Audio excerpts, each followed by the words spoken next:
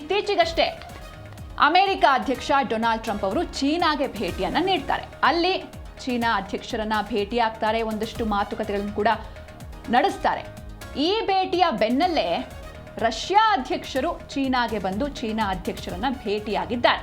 ಇದು ಸಾಕಷ್ಟು ಕುತೂಹಲಕ್ಕೆ ಕಾರಣ ಆಗ್ತಾ ಇದೆ. ಯಾಕಂದ್ರೆ ಪ್ರಮುಖವಾಗಿ ಯುದ್ಧ ಅಂತ ಬಂದಾಗ, ಯುದ್ಧದ ವಿಚಾರವನ್ನು ನಾವು ನೋಡ್ತಾ ಹೋಗೋದಾದ್ರೆ, ಈ ಅಮೆರಿಕ, ಇಸ್ರೇಲ್ ಹಾಗೂ ಇರಾನ್ ನಡುವಿನ ಯುದ್ಧದಲ್ಲಿ ರಷ್ಯಾ ಹಾಗೂ ಚೀನಾ ಮುಂಚೆಯಿಂದಲೂ ಕೂಡ ಸಪೋರ್ಟ್ ಮಾಡಿಕೊಂಡು ಬಂದಿದ್ದು ಇರಾನ್ಗೆನೆ, ಅಂದ್ರೆ ಪರೋಕ್ಷವಾಗಿ ಅವರ ಬೆಂಬಲವನ್ನ ನೀಡಿದ್ರು. ಯಾವಾಗ ಫೆಬ್ರವರಿ 28ನೇ ತಾರೀಕು ಯುದ್ಧ ಆರಂಭವಾಗುತ್ತೆ, ಆಗ್ಲೂ ಕೂಡ ಮೊದಲನೇದಾಗಿ ರಷ್ಯಾ ಇದನ್ನ ಖಂಡಿಸುತ್ತೆ. ಸೊ ಹೀಗಾಗಿ ಈಗ ಟ್ರಂಪ್ ಭೇಟಿ ಮಾಡಿದ್ರು ಚೀನಾಗೆ, ಚೀನಾ ಅಧ್ಯಕ್ಷರ ಜೊತೆ ಮಾತುಕತೆ ನಡೆಸಿದ್ರು. ಅವರ ಬೆನ್ನಲ್ಲೇ ಇದೀಗ ರಷ್ಯಾ ಅಧ್ಯಕ್ಷರು ವ್ಲಾಡಿಮಿರ್ ಪುಟಿನ್ ಭೇಟಿಯಾಗಿದ್ದಾರೆ. ಅಂದ್ರೆ ನೀವೆಷ್ಟೇ ಸ್ಟ್ರಾಂಗ್ ಆಗಿರ್ಬೋದು ಅಮೆರಿಕ, ಬಟ್ ನಾವಿಬ್ರು ಕೂಡ ರಷ್ಯಾ ಹಾಗೂ ಚೀನಾ ನಾವು ಒಟ್ಟಾಗಿ ನಿಂತು ನಿಮ್ಮನ್ನ ಫೇಸ್ ಮಾಡ್ತೀವಿ ಅನ್ನುವಂಥ ಒಂದು ಸಂದೇಶವನ್ನ ಜಗತ್ತಿಗೆ ಸಾರಿದ್ರ. ಕಾದು ನೋಡೋಣ ಏನೆಲ್ಲ ಮಾತುಕತೆ ನಡೀತು ಇವರಿಬ್ಬರ ನಡುವೆ ಅಂತ. ಮೊದಲನೇದಾಗಿ ಕ್ಸಿ ಜಿನ್ಪಿಂಗ್ ಹಾಗೂ ಪುಟಿನ್ ದ್ವಿಪಕ್ಷೀಯ ಮಾತುಕತೆಯನ್ನ ನಡೆಸಿದ್ದಾರೆ. ಹಾಗಾದ್ರೆ ಏನೆಲ್ಲ ವಿಚಾರಗಳು ಇಲ್ಲಿ ಚರ್ಚೆಯಾಗಿದೆ, ಏನೆಲ್ಲ ಮಾತುಕತೆ ನಡೀತು ಅಂತ ನೋಡ್ತಾ ಹೋಗೋಣ.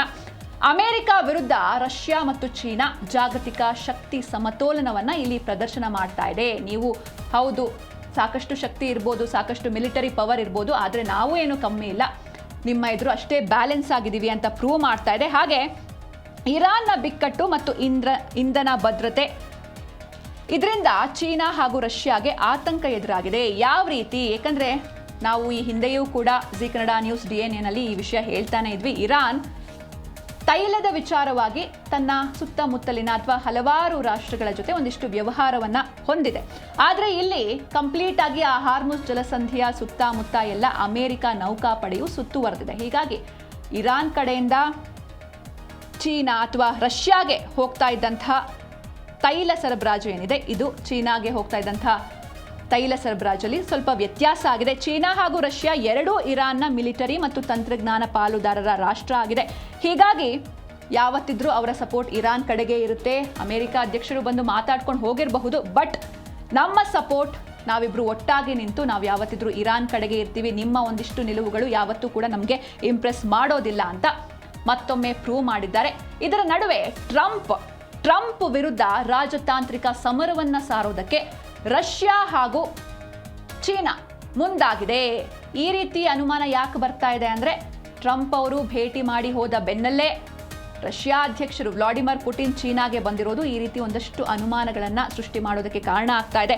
ಟ್ರಂಪ್ ವಿರುದ್ಧ ರಾಜತಾಂತ್ರಿಕ ಸಮರ. ಯಾವ ರೀತಿ ರಾಜತಾಂತ್ರಿಕ ಸಮರ ನೋಡ್ತಾ ಹೋಗೋಣ. ಅಂದ್ರೆ ಒಂದಷ್ಟು ಕಠಿಣ ವಿದೇಶಾಂಗ ನೀತಿಗಳನ್ನ ಟ್ರಂಪ್ ಅವರು ಹೇಳಿದ್ದಾರೆ. ಹಾಗೆ ಅವರ ಒಂದು ಯೋಜನೆ, ಈ ಗೋಲ್ಡನ್ ಡೋಮ್ ಎನ್ನುವಂತಹ ಯೋಜನೆ, ಅಂದ್ರೆ ಅಮೆರಿಕಾದಲ್ಲಿ USA ನಲ್ಲಿ ಯಾವುದೇ ಬಾಹ್ಯಾಕಾಶದಿಂದ ಆಗಿರ್ಬೋದು ಅಥವಾ ಬೇರೆ ಬೇರೆ ರಾಷ್ಟ್ರಗಳಿಂದ ಯಾವುದೇ ಯುದ್ಧ ರಿಲೇಟೆಡ್ ಶಸ್ತ್ರಾಸ್ತ್ರಗಳು, ಕ್ಷಿಪಣಿಗಳು, ಪರಮಾಣು, ಎಸ್ಪೆಷಲಿ ನ್ಯೂಕ್ಲಿಯರ್ ಪವರ್ ಏನೇ ಬಂದರೂ ಕೂಡ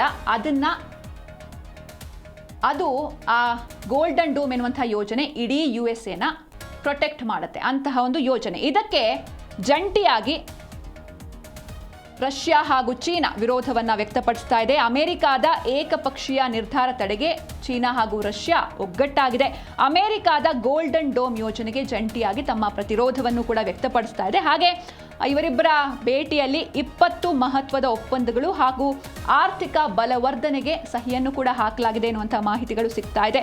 ಉಕ್ರೇನ್ ಮತ್ತು ರಷ್ಯಾ ಯುದ್ಧದಲ್ಲಿ ಚೀನಾ ತಟಸ್ಥ ನಿಲುವನ್ನು ಪಡೆದುಕೊಂಡಿತ್ತು. ಅಂದ್ರೆ ಈ ಒಂದು ಯುದ್ಧ ಸಾಕಷ್ಟು ವರ್ಷಗಳಿಂದ ನಡೀತಾ ಇದ್ರು, ಉಕ್ರೇನ್ ಮತ್ತು ರಷ್ಯಾ ಯುದ್ಧ. ಚೀನಾ ಮಾತ್ರ ರಷ್ಯಾಗೆ ಸಪೋರ್ಟ್ ಮಾಡಿಕೊಂಡು ಬರ್ತಾ ಇದೆ. ಹೀಗಾಗಿ ಯಾವುದೇ ಕಾರಣಕ್ಕೂ ರಷ್ಯಾ ಹಾಗೂ ಚೀನಾ ಒಬ್ಬರನ್ನೊಬ್ಬರು ಬಿಟ್ಕೊಡುವಂತಹ ಮಾತೇ ಇಲ್ಲ. ಇಬ್ರು ಕೂಡ ಒಟ್ಟಾಗಿ ನಿಂತು ಅಮೆರಿಕವನ್ನ ಎದುರಿಸ್ತೀವಿ ಎನ್ನುವಂಥ ಒಂದು ವಿಶೇಷ ಮೆಸೇಜ್ನ ಈ ಮೂಲಕ ನೀಡಿದ್ದಾರೆ. ಇದರ ನಡುವೆ ಇದಿಷ್ಟು ಒಂದ್ ಕಡೆ ಆದ್ರೆ, ಈಗ ಹಾರ್ಮುಜ್ ಜಲಸಂಧಿಯ ವಿಚಾರಕ್ಕೆ ಬರೋಣ. ಹಾರ್ಮುಜ್ ಜಲಸಂಧಿ ಅಂತ ಅಂದ್ರೆ ಅಲ್ಲಿ ಒಂದ್ ಕಡೆ ಇರಾನ್ ಕಂಪ್ಲೀಟ್ ಆಗಿ ತನ್ನ ಕಂಟ್ರೋಲ್ಗೆ ತಗೊಳ್ಬೇಕು ಅಂತ ಯೋಚನೆ ಮಾಡ್ತಾ ಇದೆ. ಆದ್ರೆ ಮತ್ತೊಂದ್ ಕಡೆ ಅಮೆರಿಕ ಕೂಡ ಅಲ್ಲಿ ತನ್ನ ಸಾರ್ವಭೌಮತ್ವವನ್ನ ಸ್ಥಾಪನೆ ಮಾಡಬೇಕು ಅಂತ ಹಠ ಹಿಡಿದಿದೆ. ಹೀಗಾಗಿ ಅಲ್ಲಿ ಅಮೆರಿಕ ನೌಕಾಪಡೆಗಳು ಆ ಒಂದು ಹಾರ್ಮುಜ್ ಜಲಸಂಧಿಯನ್ನ ಸುತ್ತುವರೆದಿದೆ. ಮತ್ತೊಂದು ಕಡೆ ಇರಾನ್ ಕೂಡ ಟೋಲ್ ಅದು ಇದು ಅಂತ ಒಂದಷ್ಟು ಯೋಜನೆಗಳನ್ನ ಮುಂದಿಟ್ಕೊಂಡಿದೆ. ಆದ್ರೆ ಇದರ ನಡುವೆ ಹಾರ್ಮುಜ್ನಲ್ಲಿ ಅಮೆರಿಕ ಒಂದು ಎಡವಟ್ಟು ಮಾಡಿದೆ. ಹಾಗಾದ್ರೆ ಏನದು ಎಡವಟ್ಟು? ಇದು ಮುಂದೆ ಇನ್ನೊಂದು ಯುದ್ಧಕ್ಕೆ ಅಥವಾ ಉದ್ವಿಗ್ನತೆಗೆ ಕಾರಣವಾಗುತ್ತಾ ನೋಡ್ತಾ ಹೋಗೋಣ. ಏನದು ಎಡವಟ್ಟು? ಹಾರ್ಮುಜ್ನಲ್ಲಿ ಅಮೆರಿಕ ಒಂದು ದೊಡ್ಡ ಎಡವಟ್ಟನ್ನ ಮಾಡಿಕೊಂಡಿದೆ. ಅಮೆರಿಕ ಸೇನೆಯಿಂದ ಇರಾನ್ ಧ್ವಜ ಹೊಂದಿದ್ದ ತೈಲ ಟ್ಯಾಂಕರ್ನ ತಪಾಸಣೆ ಮಾಡಲಾಗಿದೆ. ಒಂದು ಶಿಪ್ ಬರ್ತಾ ಇರುತ್ತೆ, ಅದರಲ್ಲಿ ಇರಾನ್ ಧ್ವಜ ಇರುತ್ತೆ, ಅದನ್ನ ಚೆಕ್ ಮಾಡಿದ್ದಾರೆ. ಸ್ವತಃ ಅಮೆರಿಕಾದ ಸೋಲ್ಜರ್ಸ್ ಒಳಗಡೆ ಹೋಗಿ ತಪಾಸಣೆ ಮಾಡಿದ್ದಾರೆ. ಇದ್ರ ಜೊತೆಗೆ ಕೇವಲ ತಪಾಸಣೆ ಮಾಡಿ ಬಿಟ್ಟಿಲ್ಲ, ಅಂದ್ರೆ ಅವ್ರ ಡೌಟ್ ಏನಿತ್ತು ಇದು ಇರಾನ್ ಕಡೆಗೆ ಹೋಗ್ತಾ ಇದೆ ಅನ್ನುವಂಥ ಡೌಟ್ನಿಂದ ನಿಲ್ಲಿಸಿ ತಪಾಸಣೆ ಮಾಡಿದ್ದಾರೆ. ಹಾಗೆ ಅದು ಯಾವ ಕಡೆಗೆ ಹೋಗ್ತಾ ಇತ್ತೋ ಆ ರೂಟ್, ಆ ಡೈರೆಕ್ಷನ್ನೇ ಚೇಂಜ್ ಮಾಡಿ ಬೇರೆ ಕಡೆಗೆ ತಿರುಗಿಸಿ ಕಳಿಸಿದ್ದಾರೆ ಆ ಒಂದು ಹಡಗನ್ನ. ಹೀಗಾಗಿ ಇದು ಮತ್ತೆ ಇನ್ನಷ್ಟು ಹಾರ್ಮುಜ್ನಲ್ಲಿ ಉದ್ವಿಗ್ನತೆಯನ್ನ ಹೆಚ್ಚಿಸೋದಕ್ಕೆ ಕಾರಣವಾಗುತ್ತೆ. ಮುಂದಿನ ದಿನಗಳಲ್ಲಿ ಓಮನ್ ಕೊಲ್ಲಿಯಲ್ಲಿ ಸಂಚರಿಸ್ತಾ ಇತ್ತು ಇರಾನ್ ಧ್ವಜ ಹೊಂದಿದ್ದ ಒಂದು ತೈಲ ಟ್ಯಾಂಕರ್. ಅದನ್ನ ಅಮೆರಿಕ ಸೇನೆ ತಡೆದು ನಿಲ್ಲಿಸಿದೆ. ಅಮೆರಿಕಾದ ಒಂದಷ್ಟು ರೂಲ್ಸ್ಗಳನ್ನು ಉಲ್ಲಂಘಿಸಿ ಇದು ಇರಾನ್ ಕಡೆಗೆ ಹೋಗ್ತಾ ಇದೆ ಅನ್ನುವಂಥ ಶಂಕೆ ವ್ಯಕ್ತವಾಗಿತ್ತು. ಹೀಗಾಗಿ ಅದನ್ನ ಸ್ಟಾಪ್ ಮಾಡಿದ್ದಾರೆ. ಸ್ಟಾಪ್ ಮಾಡಿ ಒಳಗಡೆ ಹೋಗಿ ಚೆಕ್ ಮಾಡ್ತಾರೆ, ಮತ್ತೆ ಅದನ್ನ ಬೇರೆ ಕಡೆ ಕಳಿಸಿದ್ದಾರೆ, ಡೈರೆಕ್ಷನ್ ಚೇಂಜ್ ಮಾಡಿ ಕಳಿಸಿದ್ದಾರೆ. ಸೊ ಇಷ್ಟೆಲ್ಲ ಮಾಡ್ತು ಅಮೆರಿಕ. ಆದರೆ ಇದಕ್ಕೆ ಇರಾನ್ ಕೂಡ ಒಂದು ಕೌಂಟರ್ ಆಗಿ ಒಂದು ಯೋಜನೆಯನ್ನ ಮಾಡಿದೆ. ಏನದು ಯೋಜನೆ ಅಂತ ನೋಡೋದಾದ್ರೆ, ಹಾರ್ಮುಜ್ನಲ್ಲಿ ಹೊಸ ಗಡಿಯನ್ನ ಗುರುತಿಸಿದೆ ಇರಾನ್. ಅಂದ್ರೆ ಒಂದು ಹೊಸ ಬಾರ್ಡರ್ನ ಹಾಕೊಂಡಿದೆ. ಈ ಒಂದು ಹೊಸ ಗಡಿಯನ್ನ ಗುರುತು ಮಾಡಿದೆ. ಯಾವಾಗ ಈ ಒಂದು ತೈಲ ಟ್ಯಾಂಕರ್ನ, ಇರಾನ್ ಧ್ವಜ ಇರುವಂತಹ ತೈಲ ಟ್ಯಾಂಕರ್ನ ಅಮೆರಿಕ ತಡೆದು ಅದರೊಳಗೆ ಸೋಲ್ಜರ್ಸ್ ಹೋಗಿ ಎಲ್ಲ ತಪಾಸಣೆ ಮಾಡ್ತಾರೆ. ಹಾಗೆ ಇದು ಇರಾನ್ಗೆ ಹೋಗ್ಬಿಡುತ್ತೇನೋ, ಇರಾನ್ನ ಪೋರ್ಟ್ಗೆ ಹೋಗ್ಬಿಡುತ್ತೆ ಅನ್ನುವಂಥ ಶಂಕೆಯಲ್ಲಿ ಆ ಡೈರೆಕ್ಷನ್ನೇ ಚೇಂಜ್ ಮಾಡಿ ಕಳಿಸ್ತಾರೋ ಆಗ ಹಾರ್ಮುಜ್ನಲ್ಲಿ ಹೊಸ ಗಡಿಯನ್ನ ಗುರುತಿಸಿದೆ ಇರಾನ್ ಹಾರ್ಮುಜ್ ಜಲಸಂಧಿ ಮೇಲೆ ಮತ್ತಷ್ಟು ಹಿಡಿತವನ್ನ ಸಾಧಿಸೋದಕ್ಕೆ ಮುಂದಾಗಿದೆ. ಹೀಗಾಗಿ ಹೊಸ ಬಾರ್ಡರ್ನ ಗುರುತು ಮಾಡಿದೆ. ಪರ್ಷಿಯನ್ ಗಲ್ಫ್ ಜಲಸಂಧಿ ಪ್ರಾಧಿಕಾರದಿಂದ ಈ ಒಂದು ಹೊಸ ಪ್ರದೇಶದ ಗಡಿಯನ್ನು ಗುರುತು ಮಾಡಲಾಗಿದೆ. ಇರಾನ್ನ ಕುಹ್ ಮುಬಾರಕ್ ಹಾಗೂ UAEಯ ಫುಜೈರಾದ ದಕ್ಷಿಣಕ್ಕೆ ಸಂಪರ್ಕ ರೇಖೆಯನ್ನ ಎಳೆಯಲಾಗಿದೆ. ಇರಾನ್ನ ಕೆಶ್ಮ್ ದ್ವೀಪ ಹಾಗೂ UAEಯ ಅಲ್ ಖೈವಾನ್ ಸಂಪರ್ಕಿಸುವಂಥ ರೇಖೆ ಇದು ಹೊಸ ಬಾರ್ಡರ್ನ ಅದು ಎಳ್ಕೊಂಡಿದೆ. ಹಾಗೆ ಯಾರೆಲ್ಲ ಇದ್ರ ಥ್ರೂ ಪಾಸ್ ಆಗಬೇಕು ಅಂತ ಅಂದರೆ ಇರಾನ್ ಜೊತೆಗೆ ಒಂದು ಒಳ್ಳೆ ಕೋಆರ್ಡಿನೇಷನ್ ಇರಬೇಕು. ಕೋಆರ್ಡಿನೇಷನ್ ಜೊತೆಗೆ ಪರ್ಮಿಷನ್ ಕೇಳಬೇಕಾಗತ್ತೆ. ಸುಮ್ಮನೆ ಏಕಾಏಕಿ ಈ ಒಂದು ಬಾರ್ಡರ್ ಥ್ರೂ ಯಾವುದೇ ರಾಷ್ಟ್ರಗಳ ಶಿಪ್ಗಳಿಗೆ ಪಾಸ್ ಆಗೋದಕ್ಕೆ ಚಾನ್ಸ್ ಇಲ್ಲ. ಪಾಸ್ ಆಗಬೇಕು ಅಂತ ಅಂದರೆ ಒಂದು ಕೋಆರ್ಡಿನೇಷನ್ ಚೆನ್ನಾಗಿರಬೇಕು. ಇದರ ಜೊತೆಗೆ ಕೋಆರ್ಡಿನೇಷನ್ ಜೊತೆಗೆ ಆ ದೇಶದ, ಇರಾನ್ ದೇಶದ ಪರ್ಮಿಷನ್ನ ಅವರು ಮೊದಲೇ ಪಡಿಬೇಕಾಗತ್ತೆ. ಹಾಗೆ ಇದೆಲ್ಲದರ ನಡುವೆ ಮೊನ್ನೆ ತಾನೇ ನಾವು DNL ಕೂಡ ಈ ಒಂದು ವಿಷಯವನ್ನು ಪ್ರಸ್ತಾಪಿಸಿದ್ವಿ, ಈ ಆಪರೇಷನ್ ಸ್ಲೆಡ್ಜ್ ಹ್ಯಾಮರ್ ಬಗ್ಗೆ. ಅಂದರೆ ನಾವು ಒಂದು ಪೋಸ್ಟ್ ಮಾಡಿರ್ತಾರೆ ಟ್ರಂಪ್ ಅವರು, ಒಂದು ಹಡಗು, ಅದರಲ್ಲಿ ಅವರು ಮತ್ತು US ಅಡ್ಮಿರಲ್ ಕೂಡ ನಿಂತ್ಕೊಂಡಿರ್ತಾರೆ.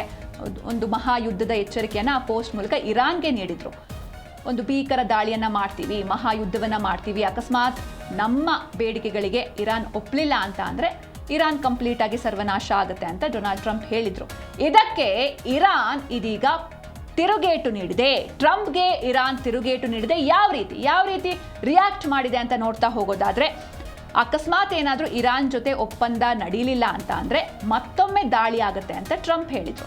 ಇದಕ್ಕೆ ಇರಾನ್ ಹೇಳ್ತಾ ಇರೋದು, ನಮ್ಮನ್ನೇನಾದರೂ ಕೆಣಕಿದ್ರೆ ನೀವೇ ಮೊದಲನೇ ಬಾರಿಯೂ ನೀವೇ ಕೆಣಕಿದ್ರಿ, ಈಗಲೂ ಕೂಡ ಮತ್ತೆ ಬಂದರೆ ವಿನಾಶಕಾರಿ ದಾಳಿ ಆಗುತ್ತೆ ಅಂತ ಇರಾನ್ ತಿರುಗೇಟನ್ನು ನೀಡಿದೆ. ಹಾಗೆ ಇನ್ನೊಂದು ಇಲ್ಲಿ ವೆರಿ ಇಂಪಾರ್ಟೆಂಟ್ ವಿಷಯ ಅಂತ ಅಂದರೆ, ಕೇವಲ ಇಷ್ಟು ದಿನಗಳ ಕಾಲ, 40 ದಿನಗಳ ಕಾಲ ಏನು ಯುದ್ಧ ಆಗಿತ್ತು ಅದು ಕೇವಲ ಮಧ್ಯಪ್ರಾಚ್ಯದಲ್ಲಿ ಮಾತ್ರ ಯುದ್ಧ ಆಗಿತ್ತು. ಆದರೆ ಜಾಗತಿಕವಾಗಿ ಎಫೆಕ್ಟ್ ಆಗಿತ್ತು, ಓಕೆ, ಅಂದರೆ ತೈಲ ಇಂಧನ ವಿಷಯದಲ್ಲಿ. ಆದರೆ ಈಗ ಹೇಳ್ತಿರೋದು ಏನು, IRGC ಈ ಬಾರಿಯ ಯುದ್ಧ ಕೇವಲ ಮಧ್ಯಪ್ರಾಚ್ಯಕ್ಕೆ ಮಾತ್ರ ಸೀಮಿತ ಅಲ್ಲ, ಇದು ಇಡೀ ವಿಶ್ವಕ್ಕೆ ಯುದ್ಧ. ಇಡೀ ವಿಶ್ವವೇ ಇದರಲ್ಲಿ ಇನ್ವಾಲ್ವ್ ಆಗುತ್ತೆ.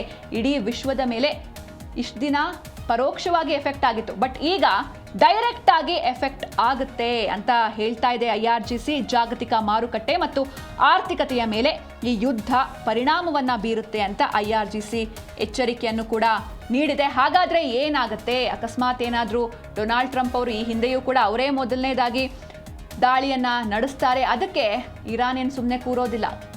ಸುಪ್ರೀಂ ಲೀಡರ್ ಇಲ್ಲದೇ ಇದ್ರೂ ಕೂಡ ಸತತವಾಗಿ 40 ದಿನಗಳ ಕಾಲ ಕೌಂಟರ್ ಅಟ್ಯಾಕ್ ಮಾಡ್ಕೊಂಡೇ ಬಂದಿತ್ತು. ಈಗಲೂ ಕೂಡ ಅದನ್ನೇ ಹೇಳ್ತಾ ಇದೆ, ನೀವೇನಾದರೂ ಸ್ಟಾರ್ಟ್ ಮಾಡಿದ್ರೆ ನಾವು ಸುಮ್ಮನೆ ಇರೋದಿಲ್ಲ, ಅತ್ಯಂತ ವಿನಾಶಕಾರಿ ಯುದ್ಧವನ್ನು ನಾವು ಮಾಡ್ತೀವಿ. ಹೀಗಾಗಿ ಅದು ಇನ್ನೊಂದು ಇಂಪಾರ್ಟೆಂಟ್ಲಿ ಇದು ಕೇವಲ ಮಧ್ಯಪ್ರಾಚ್ಯಕ್ಕೆ ಮಾತ್ರ ಸೀಮಿತ ಆಗಿರೋದಿಲ್ಲ, ಇಡೀ ವಿಶ್ವಕ್ಕೆ ಇದು ಯುದ್ಧ ಆಗುತ್ತೆ ಅಂತ IRGC ಕೂಡ ಹೇಳಿದೆ.